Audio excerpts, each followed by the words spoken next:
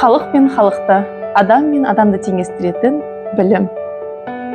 Ал білім көкжиегінде қалықтаған құстай, жер жаһанға білім нәрін себетін ол мұғалім.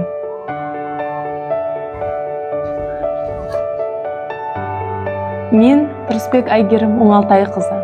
Ана тілі халқымыздың сарқылмас байлығы саналатын қазақ тілі мен әдебиетінің мұғалімімін. Бүгінгі таңда кітапханашы болып жұмыс жасаймын. Және 6-шы Д сыныбының жетекшісімін.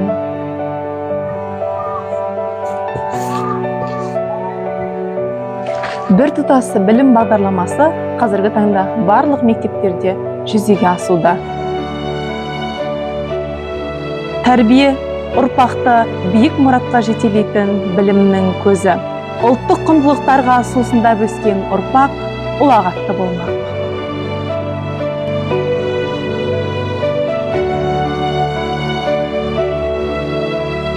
Бір адамның ғұмырында біз бодандықта, құлдықта өмір сүрдік. Орыстардың құрамасында.